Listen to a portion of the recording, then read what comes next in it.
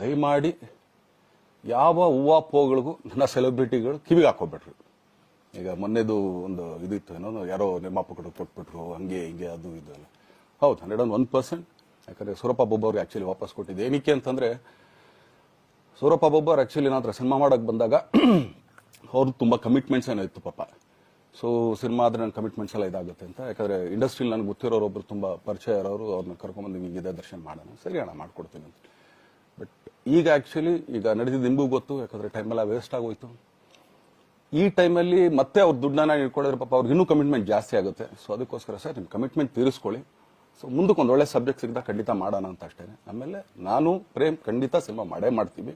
ಯಾಕಂದ್ರೆ ಅದು ನಮ್ಮ ಗುರುಗಳು, ಹಾಗೇನೆ ನನ್ನ ಪ್ರೀತಿಯ ಸ್ನೇಹಿತೆ, ಅದು ರಕ್ಷಿತನ ಆಸೆ ಅದು. ಸೊ ಇಲ್ಲ ಮಾಡೇ ಮಾಡೋಣ. ಸೊ ಬಟ್ ಒಂದೇನಂದ್ರೆ KVN ಪ್ರೊಡಕ್ಷನ್ಸ್ ಅವರು ಪ್ರೊಡಕ್ಷನ್ ಮಾಡ್ತಾ ಇದಾರೆ.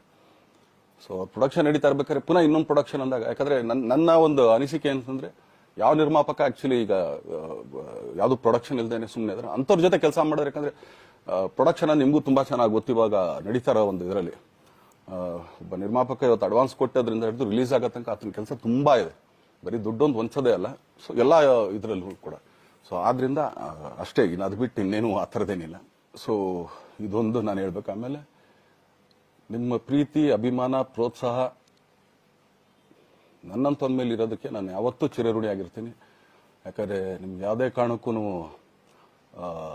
ಏನಂತಾರೆ ಅದನ್ನ ತೀರ್ಸಕ್ ನನ್ನ ಕೈಲಿ ಆಗಲ್ಲ. ಯಾಕಂದ್ರೆ ನೀವು ಕೊಟ್ಟರಷ್ಟು ಪ್ರೀತಿ, ಆಮೇಲೆ ಪ್ರೀತಿಗಿಂತ ಹೆಚ್ಚಾಗಿ ಒಂದು ಸಪೋರ್ಟ್ ಅಂತ ಹೇಳ್ತಿರಲ್ಲ. ಇವಾಗ ಆಕ್ಚುಲಿ ಸ್ವಲ್ಪ ಚಾರ್ಜ್ ಹಿಂಗ್ ತಿರ್ಗೋಗಿದೆ, ಬಟ್ ಆದ್ರೂ ಇವತ್ತು ಹಿಂಗ್ ನಿಂತ್ಕೊಳ್ಳೋಕೆ ಹಿಂಗ್ ಸಪೋರ್ಟ್ ಕೊಡ್ತಾ ಇದ್ರಲ್ಲ.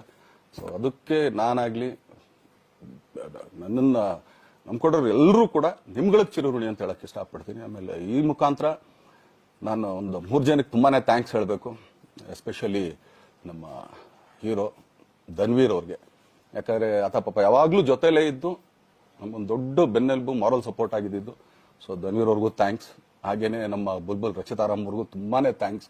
ಹಾಗೇನೆ ನನ್ನ ಪ್ರಾಣ ಸ್ನೇಹಿತೆಯಾದ ರಕ್ಷಿತ್ಗೂ ಥ್ಯಾಂಕ್ಸ್.